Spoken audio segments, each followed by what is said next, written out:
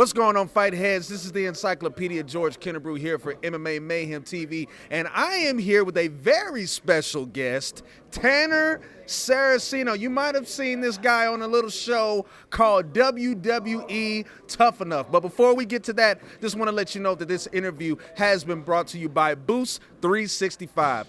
Now, Tanner, I've been hearing like all of this stuff about how you almost made it to the finals and how they just did you wrong. They chose you over a guy, let me get this straight, that's overweight, that did not put as much effort. Matter of fact, I heard he was the L word, lazy. What's going on with that, man? It's tough, seeing what the WWE Universe wants. Clearly, that's something they want. I honestly can't understand why. I have a lot to offer.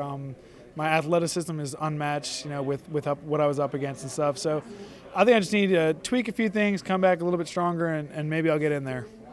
So I also heard, too, that coming into the show, you were being celebrated and being revered as the most athletic guy, the most popular guy. They were labeling you the guy that was going to go all the way, but I guess the judges said, you didn't have this charisma, didn't have this, didn't have that.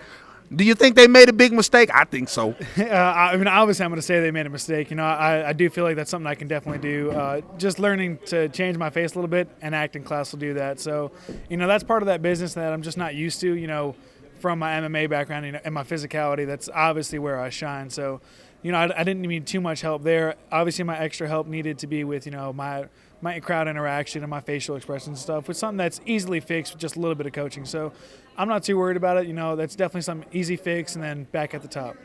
So as far as your in-ring skills are concerned, are you still brushing up on that, or do you feel like that's where you wanted to be, or you still think you need to take it up just a little bit further? I never settle anywhere I am, so everything I'm doing now, if I can do it and I'm not challenging myself, I'm not progressing. So I always challenge myself to do things better, faster, crisper, and more dangerous and risky looking. So I always challenge myself to get better, in-ring and out-of-ring. So it's definitely something I'm working on.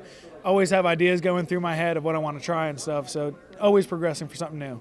Now, you being an MMA guy transitioning into WWE or professional wrestling, as we're seeing guys, or seeing how guys have done, like the Brock Lesnar's and the CM Punks of the world. Yeah. Now, transitioning into pro wrestling, do you think you'll bring some of that MMA style? Maybe we might see some kimuras, some guillotine chokes, maybe some heel hooks here and there. You looking to mix it up a little bit in pro wrestling? Yeah, absolutely. If that's what got me there, there's no sense in turning my back on it. It's how I got there. I'm obviously going to incorporate it.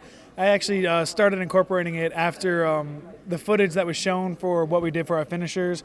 We tweaked a few things, and I actually added a little bit of MMA in. It's a shame I didn't get to show it, at the live showing next week, but, I'll have my chance to show how I can incorporate my MMA and all my athleticism into my in-ring performing.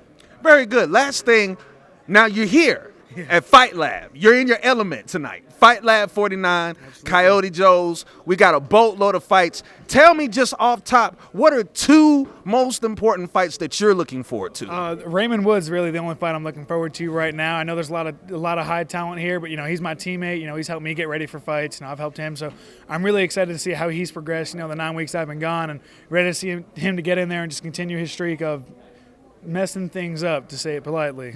All right, ladies and gentlemen, he said he's looking forward to seeing his teammate messing some things up, and he's definitely going to mess a lot of people up once he stepped through those ropes in that WWE ring, and we are definitely looking forward to seeing him do just that. Ladies and gentlemen, this interview has been brought to you by Boost 365. This is Tanner Saraceno, and he's coming to get you. Page turn.